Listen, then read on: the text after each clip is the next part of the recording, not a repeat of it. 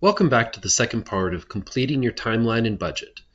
We broke this up into two parts since it is such a critical part of the application and takes a lot to understand. Remember, it's worth a full 40 out of 100 points. Let's get into the spreadsheet itself.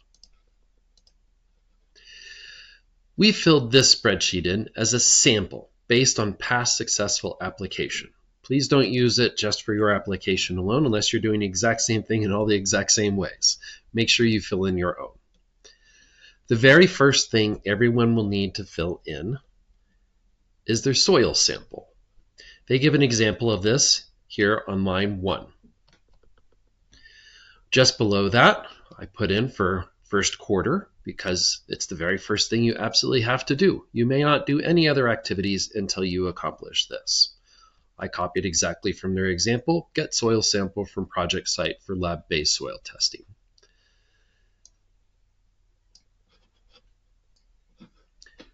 Since this is a service, we'll put it into the pink boxes. In this column, we put lab-based soil testing, just exactly as they wrote above. We used Ward Labs, so we put that in here as the company. One test, and it's an each. And it was going to cost us $74 to get the sample shipped to us and for the processing. There are lots of labs around, some privately owned, others at universities and institutions. Healthy Soil has a list on the website.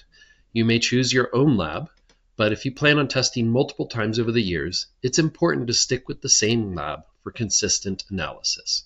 If you'd like a recommendation, we have enjoyed working with Ward Labs in Nebraska for the past couple of years.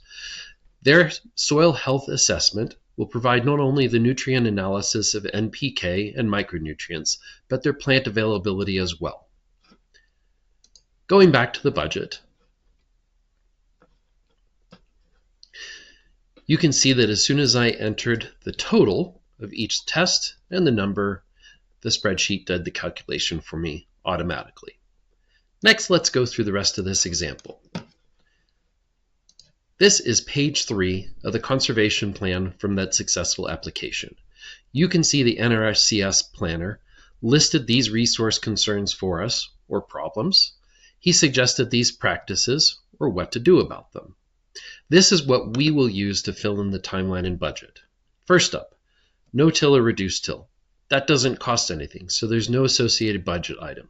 Neither does crop rotation. Cover crops, that means seeds. Let's take a look at how to put that into the budget. This is what that blue section is for. Before we scroll away from here, keep in mind this compost application. We're going to be putting that over into the budget and timeline as well.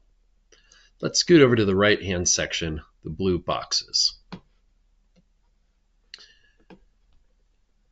You can see that there are already 2 examples listed here by Healthy Soil Program. We put in 2 more.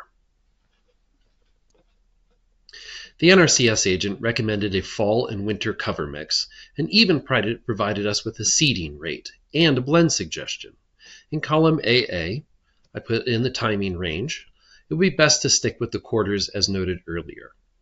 I entered the names of the plants in column AB, the names of the fields or pastures in columns AC. This comes from page 1 of your conservation plan.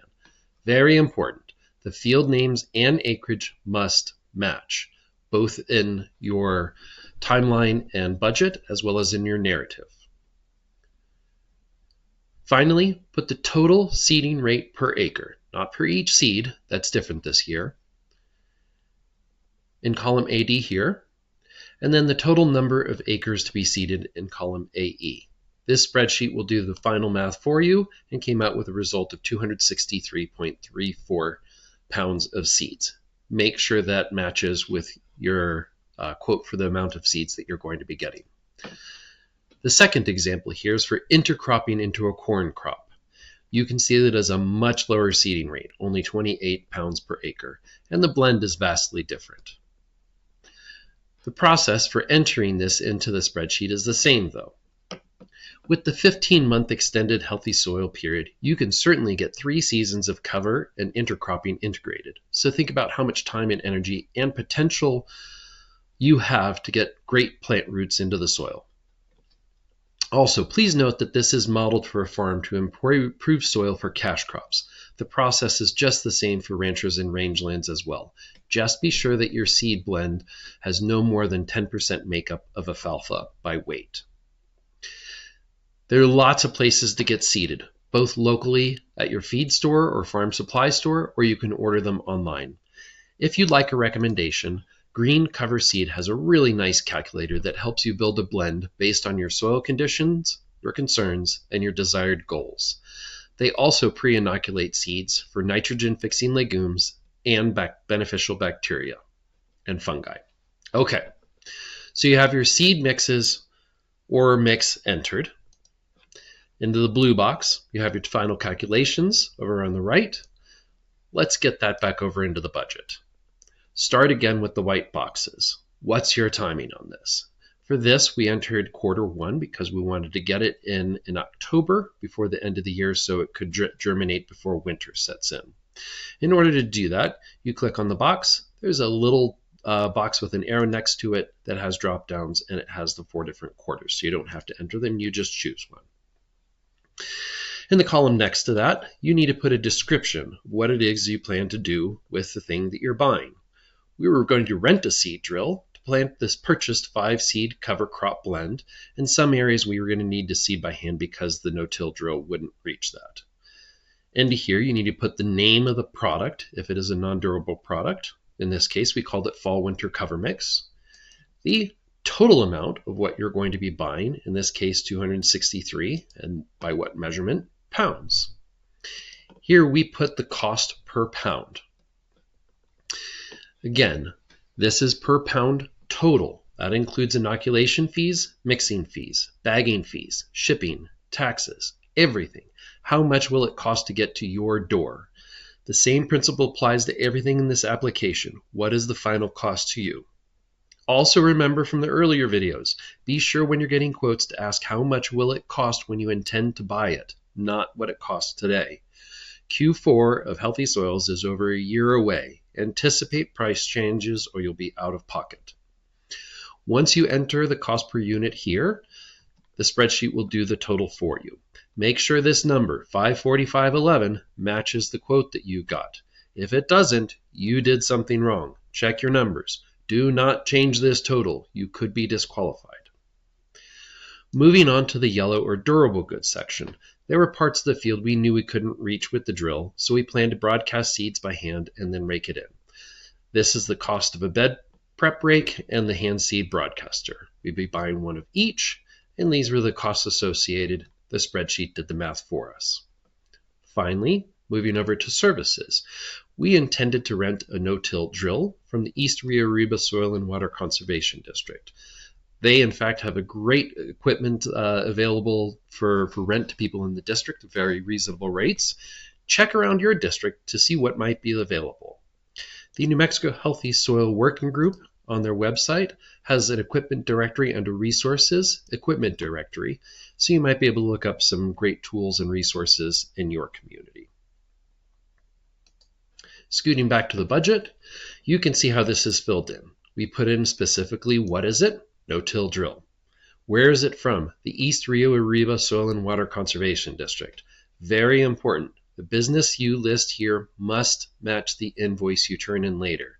It also must be a specific business or organization name. We rented it for 1 day, and it cost only $60 to people in the district. Again, the spreadsheet did the math for us.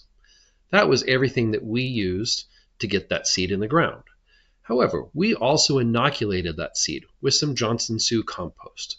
So as well in Q1, we listed purchased Johnson Sioux compost to inoculate the cover crop seed.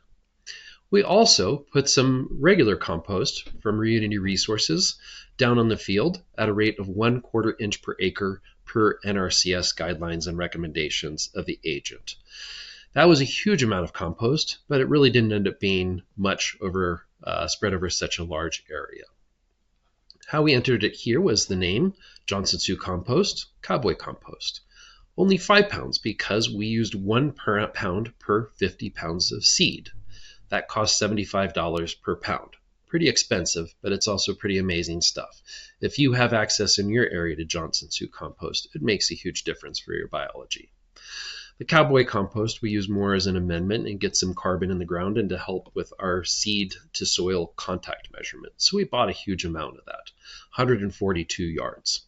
That was $102 per yard, costing nearly $15,000. That was certainly the bulk of this entire application. In order to get our compost implemented into the ground, we didn't need anything for the Johnson Sioux, just a wheelbarrow to mix it with the seed, which we already owned. For the bulk compost, we rented a manure spreader, again, from the East Rio Arriba Soil and Water Conservation District for one day at a cost of $40. That was everything in quarter one.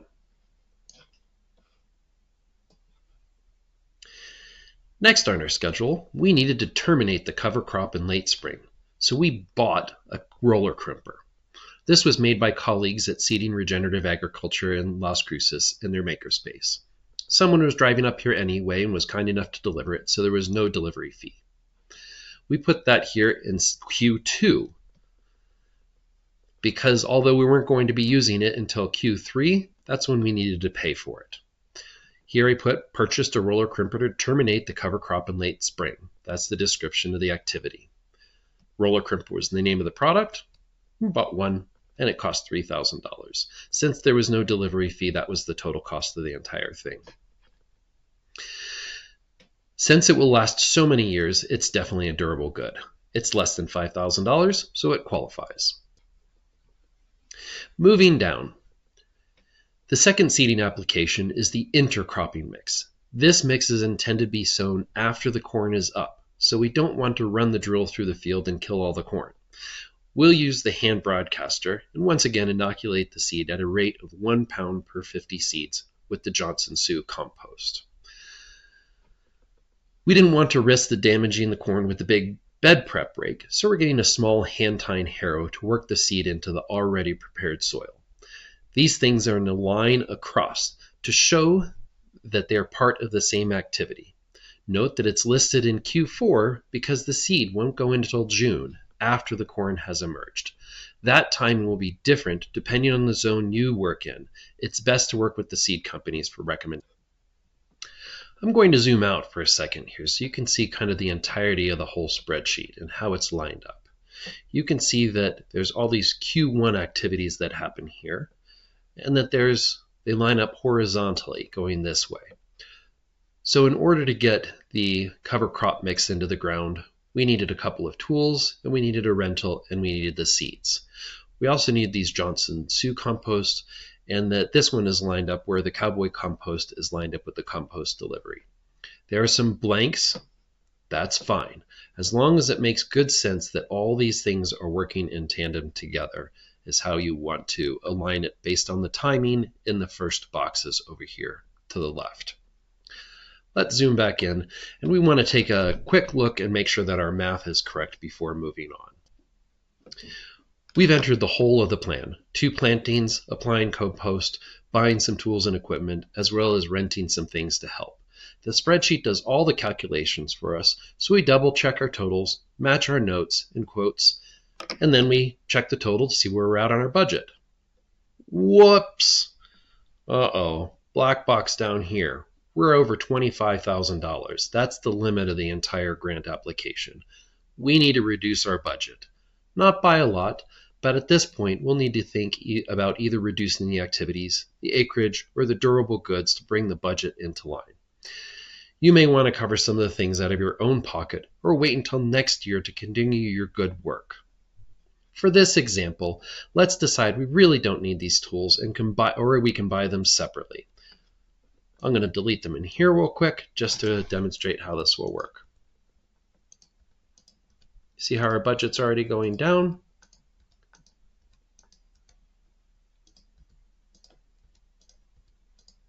Let's scroll down and see how we did. We're still over by a couple of bucks. At this point, what we can likely do is just pay for the Johnson Sioux out of our own pocket for the second round, or hope that the biology stayed in place. Look, now we're under our budget by a few bucks. we're not quite done, and I've already filled into here one last important thing, the mileage. This is for the Soil and Water Conservation District or Pueblo Tribe or Nation, your project sponsor, to be able to get out to where your work is being done. I mapped the trip, and for this particular project, it was pretty much right around the corner from the East Rio Arriba Soil and Water Conservation District. So one way only, it was 3.5 miles, entered that here. The spreadsheet did the calculation on its own, and we stayed under the $25,000 budget. We're in good shape. Phew. That's pretty much it for this budget. You'll certainly want to come back and check into it when you're writing your narrative. But when you get to this point, take a break and do something you love. Reward yourself. It's hard to do something you're not used to like this. Next up, we'll be answering the questions for the application. Check out the final video in our series, Completing the Online Application and Uploading Documents.